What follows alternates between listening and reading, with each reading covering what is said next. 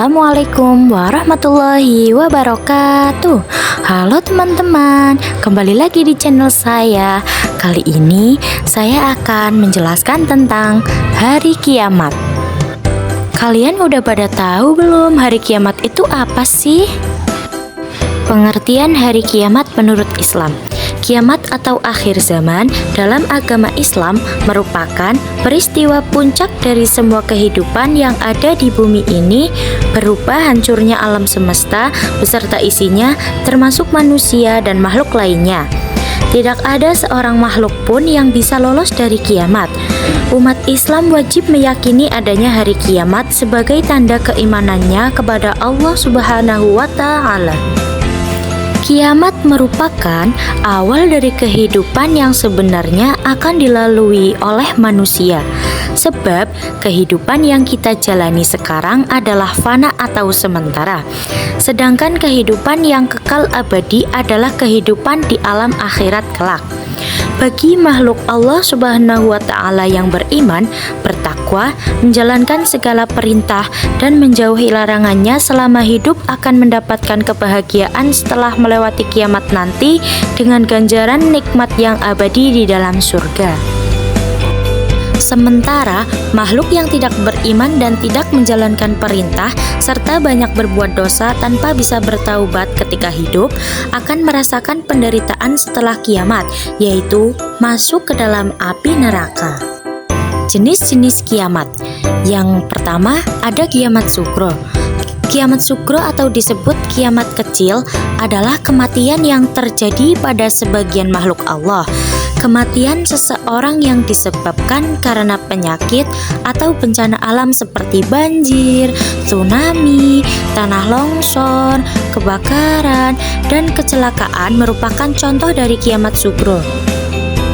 Meskipun dinamakan kiamat kecil, kiamat sugro merupakan peristiwa dapat menyebabkan hilangnya nyawa dalam jumlah yang banyak seperti peristiwa tsunami di Aceh tahun 2004 yang meninggalkan banyak cerita sedih sampai hari ini.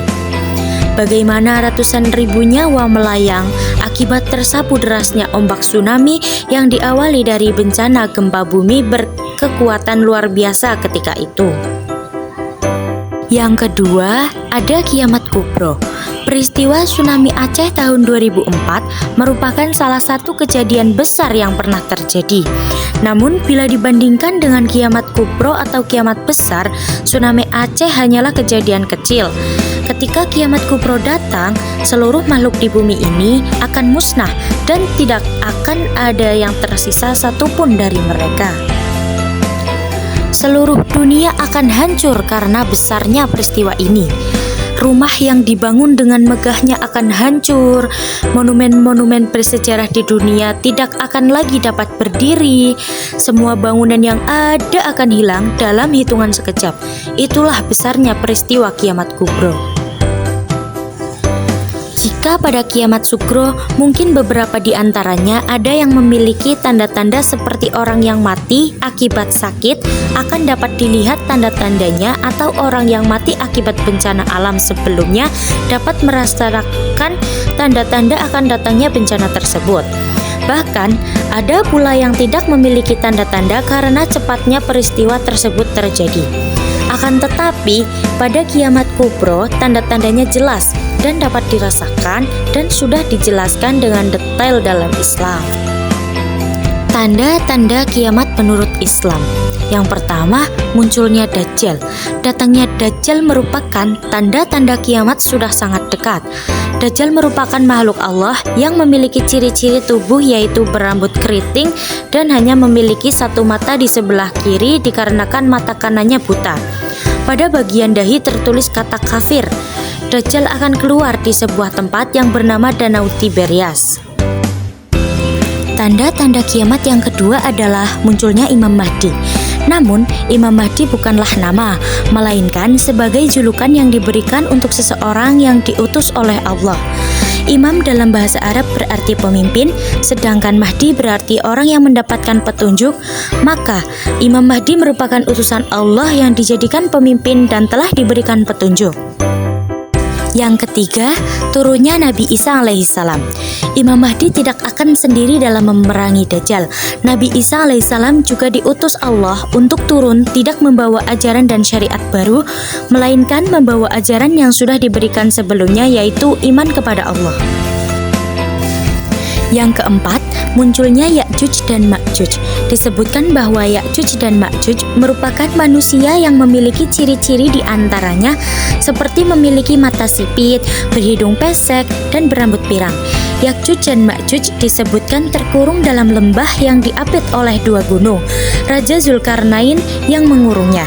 Dengan tembok besar yang mengelilingi, Ya'juj dan Ma'juj tidak bisa keluar darinya. Yang kelima, terbitnya matahari dari barat. Yang keenam, munculnya asap yang mematikan. Dukhon akan muncul kembali di hari akhir nanti selama 40 hari 40 malam. Bumi akan terasa gelap akibat asap tersebut. Asap tersebut membuat manusia yang menghirupnya dapat mati. Tetapi bagi umat manusia yang beriman, asap ini hanya akan menimbulkan efek seperti orang terkena flu. Sebaliknya, pada orang yang berdosa akan mengakibatkan panas seperti membakar kulit.